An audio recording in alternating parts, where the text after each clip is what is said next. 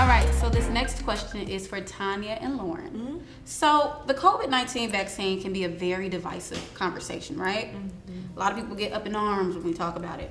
But how are you handling navigating through the ever-changing news about the vaccination and the safety protocols? So how are you all managing those conversations?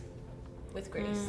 Because we have to take into consideration that there is a history of, this healthcare system doing very oppressive things to the Black and brown community specifically. And so we carry that trauma with us, and it really does play a role in how we make our decisions. And that's why when we have these conversations, we have to have them with grace. Yes, we understand where the hesitancy comes from.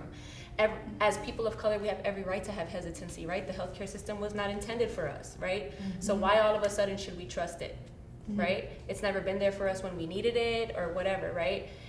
On top of that, I think it's more about giving someone the option and making sure that that opportunity is constantly in their face, so then when they do come to terms with the reality that it is our people that are dying from this pandemic. The majority of the people who died from this pandemic are people of color, because we are more susceptible to pre-existing conditions such as diabetes and hypertension. In fact, in Chicago, there is a 20-year life expectancy gap between communities of color and affluent communities. It's actually the largest life expectancy gap in all of the country, and that's because in this city, we're very segregated, so disparities are magnified. So when we think about the statistics that are coming about the pandemic, even globally, it is people of color ultimately that are dying from this pandemic at disproportionate rates to affluent white communities. So these are the kind of facts that we need to give our people, right? That makes them think about it in a narrative that includes us. This is a us thing. This is a we got us thing. And we're trying to have this conversation, not to say that you deciding not to get the vaccine is wrong, but what does that mean for the rest of our community? What does that mean for people of color continue to exist on this planet? And what role do we play? And how serious do we take that role? So I keep saying, just keep giving the opportunity, right? The vaccines are available at Healthy Hood every Tuesday from 9 a.m. to 3 p.m. I'ma just keep telling you every week. The FDA just approved the Pfizer every week, until you finally make that decision. But you don't ever want to go into a situation, in my opinion, where you're forcing somebody or you're trying to make them change their mind when they're already in their space, you know? And again, with grace for yourself, because it's a hard responsibility to take on, to try to convince someone of this, but also grace for the person and whatever traumas they've been through, generational traumas they've been through, how that has been carried through our families and so forth. So just with grace. Thank you. All right, so Lauren, how are you handling conversations with people who are apprehensive to the vaccine? Very graceful. I will say that. I think grace is the best word, because it's frustrating, right? Because we are so passionate on giving corrective knowledge versus media knowledge. And I think that, what my experience has been with the conversations around why did you decide not to get vaccinated, I've had to structure I'm just going to be on you like this, but actually have a conversation to try to hear you and understand what your fears are, because fear is a very paralyzing and compelling emotion. It will stop you dead in your tracks and say, oh, I shouldn't do that.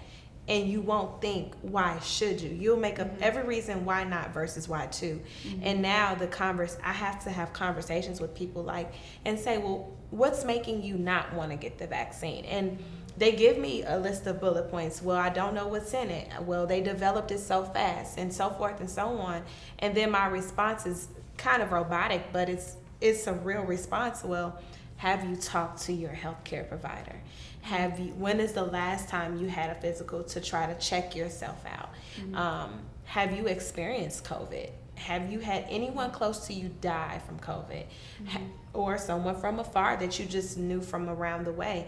And knowing those numbers and the statistics, and then it's a moment where I have to say, listen to the science, but don't listen to the media-driven science. Actually listen to the science and read and do your research. As I kind of mentioned, that a big problem that I had was during the clinical trials, they were listing AEs, which are adverse events in regards to people getting the vaccine. Okay, But tell us about that. So it has to become public knowledge at some point, because you are conducting a clinical trial that has to be approved by the FDA, which is what Pfizer, Moderna, Johnson & Johnson, all these pharma companies have been doing. But the problem is that they are listing what AEs, adverse events, or SAEs, serious adverse events, which typically results in hospitalization and death. But we don't get to see, unless you have some type of clearance and you are able to look into someone's medical record to see exactly why.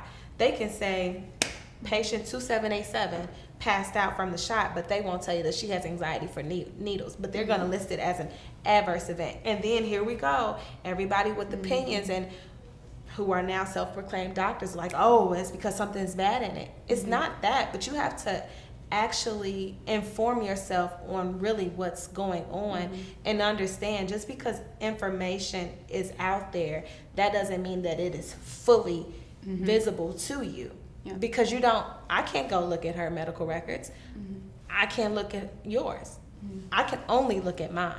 Right. So I think that that's the thing that's the misinformation science that's put out, and unfortunately our people don't take the time to actually think it through.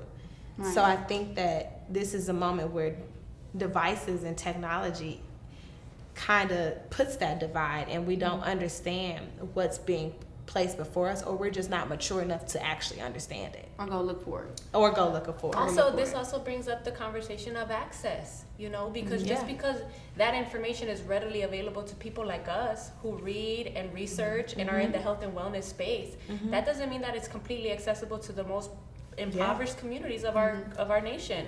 And again, we were just talking about the disparities with technology during the homeschooling stuff. We think about it like it's not even, that's why we got to do it with grace. That's why we got to do it with grace, because it's not all our people's fault. In fact, most of it is not.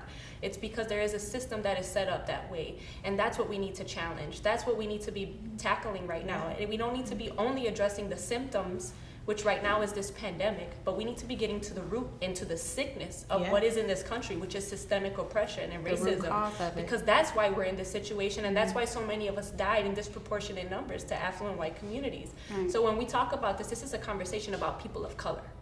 And we need to come to each other as people of color, black and brown, black and Asian, black and indigenous, brown and indigenous. We need to have these conversations with each other, because it's going to be up to us to come together to figure this out and to make sure that we're continuing to challenge those systems, because we did it in the beginning of the pandemic after the assassination of George Floyd. That fire was in the streets, right? Even in the midst of a pandemic, people came out there and risked their lives to stand up for justice. Now we need to continue that fight, and we need to continue to remind our people why we're in this situation, and it's because of this system. It's either us against us. One thing I want to just jump in and say that, Lauren, that you said was, like, one of the questions you said, ask yourself is, well, have you experienced the COVID-19? Like, have you experienced it, right? So my decision came down to just blatantly that I do not want to experience this. I do not want to go through that. So that's why I chose to get vaccinated, because we know that there are lingering health effects. And I can say I'm maybe not as, I can't tell you all of the details that you said, because you read through all of these different studies and all of these different things. I experienced COVID. Right, you said you experienced COVID-19. And it was absolutely categorically nothing nice. I wouldn't wish it on my worst enemy. And I am very aware of my health, and I have asthma. So imagine sleeping on a couch to sit up because you are scared that you won't wake up. Right. Because your saturations are sitting at 91.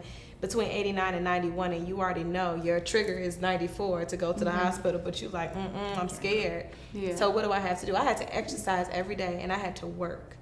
And I had brain fog, hair loss, because it came from stress, being stressed. My body was stressed, and I still deal with the fatigue and the brain fog, and now I have to see a whole pulmonary specialist because it has lingering effects on my pulmonary. So I tell people, I'd rather you get this vaccine and give yourself the fighting chance that so many people didn't have, versus you just saying, no, I'm not going to do it because it was developed too quick. Right. So or and that's that the thing. or even because it's the government that developed it. Yeah. So organizations like the National Medical Association, which is a organization for physicians, Black physicians in the U.S., they even set up their own panel to review independently the studies, and they came to the same conclusions that the vaccine is safe. Yeah. All right, so that's the perfect transition to talk about the numbers. So we talked about the different myths and people being suspicious about getting the vaccine. So I want to tailor the conversation to Dr. Jasmine here. So let's break down these numbers. With so much misinformation and myths being spread on social media or even amongst people's personal social groups, and the lack of information on women's health, it is essential to look at the verified data. Yes. So, Dr. Jasmine, can you give us a snapshot of the stats on the impact that COVID-19 is having in our communities? Yes. So in this city, we were very fortunate to be able to follow the data broken up according to race. Some in outside jurisdictions, they really had to have some of the political will to make that determination. So here in Chicago, we know that very early on, we saw that Blacks were disproportionately affected when it came to being diagnosed with COVID. Later on, we saw that those who are Latinx were also having higher rates of infection. What's remained consistent is that Blacks have been dying more of COVID than any other group. When we look at vaccination rates, Blacks have the lowest percentage of people who are vaccinated. So those who are fully vaccinated, we're about 38%, and then those who received at least one dose, it's about 50% for Blacks. And so we have a long way to go, but I think as long as we have conversations like this and talk to people one at a time, make it easier. You were talking about access before, so allow people to know about the home visiting program where you can call the health department and set up an appointment for someone to come in and provide the vaccine. Some may have questions or may have received the vaccine and found it life-changing, so partner with someone who you think is influential in your neighborhood. So if you're a religious person, perhaps have your religious leader invite someone from the medical community to speak to the whole congregation to answer their questions. So it's not about forcing people to get the vaccine, but meeting people where they are, answering their questions, sharing knowledge, and just really sharing the truth about how the vaccine was developed. Yeah. Getting And so people where they are. That's a getting good one. people, getting to where people are, because like some people just don't have the access, right? But even then, so as the year progressed, the vaccine has become more accessible and more readily available, right? So why is there such a disparity in our Black and brown communities? Like you mentioned, 50% get the first dose, but they're not going back for the second. So like, why do you think that is? I think it could be many reasons, but we touched upon it earlier about us being caregivers, so perhaps worrying about other people, caring for other people, and thinking, oh, I'll get to the vaccine later. I'll schedule it next week, and next week never comes. So that's why it's important to really decrease the threshold for access. I think also sometimes it's just when thinking about having to put food on the table, trying to pay your rent, trying to seek health care for other reasons, perhaps getting the vaccine seems like it's a low priority. But when you think about the impact it's had perhaps in your family, I know for me, I've had family members die of COVID. And so it's very important to... very sorry to hear that. Thank you. But it's very important to share that message that while the people who have died from COVID, if the vaccine was available at the time, I think they wouldn't have thought twice about receiving the vaccine if it meant that they could still be here today. Yeah. And so, and do you have any notes as far as like the rising case of COVID amongst those who are vaccinated? So I think that's something that is really highlighted in the media, but not necessarily, while breakthrough cases do occur, it's not as frequent as you would think as it's portrayed in the media. When you look at Chicago, we know that over 99% of people who have been vaccinated, they remain healthy. So for the breakthrough cases, if someone develops COVID-19 after they've been vaccinated, we know that they have a lower likelihood of being hospitalized or having severe disease. So it's still worth it to be vaccinated.